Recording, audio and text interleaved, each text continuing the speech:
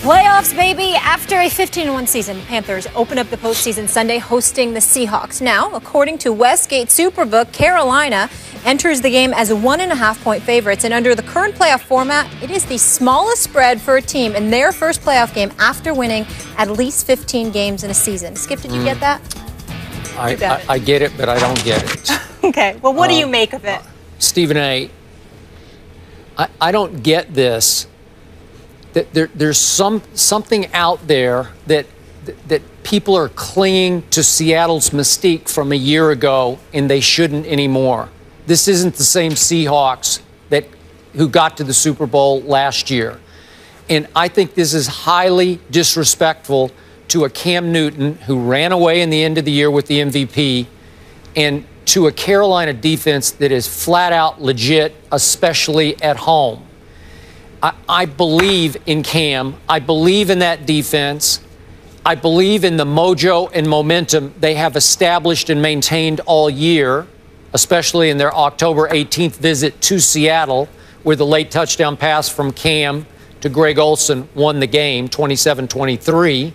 I believe in all that, and there's something missing from Seattle's psyche.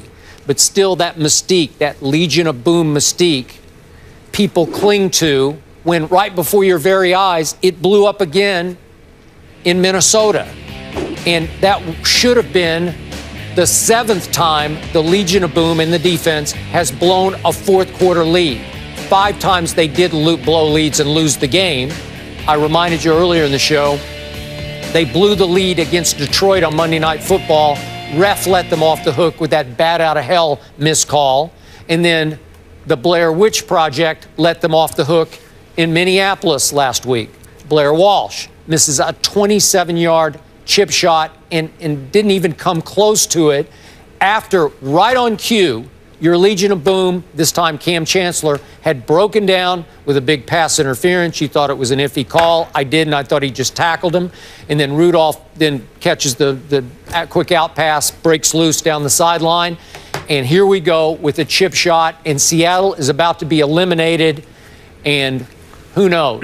The heavens opened, and there was divine intervention, and they lived to fight another day, this time against Cam in a place where in 2012, 2013, 2014, they won close games, very low-scoring close games that went down to the wire, 16-12, 12-7, 13-9, because Russell Wilson made one more play than a younger Cam Newton could make in 12, 13, and 14.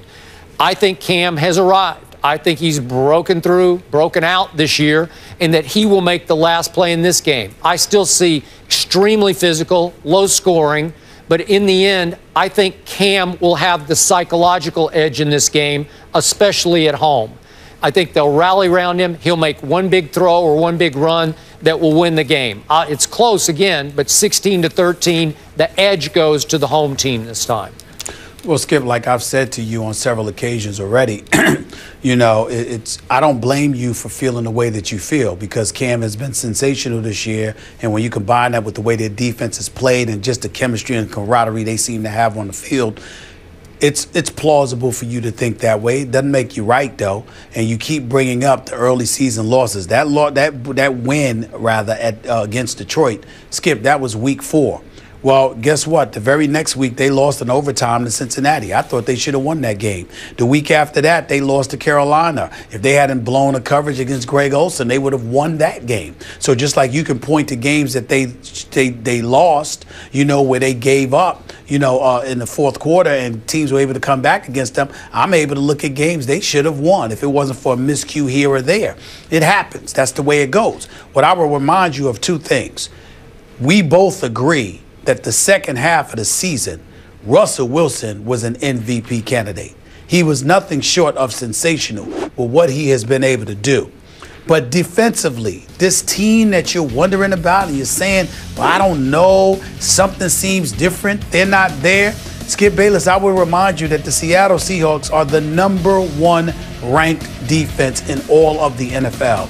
They are number 2 in yards allowed. They are number 1 against the rush. They are number 2 against the pass. This is a top defense in the NFL.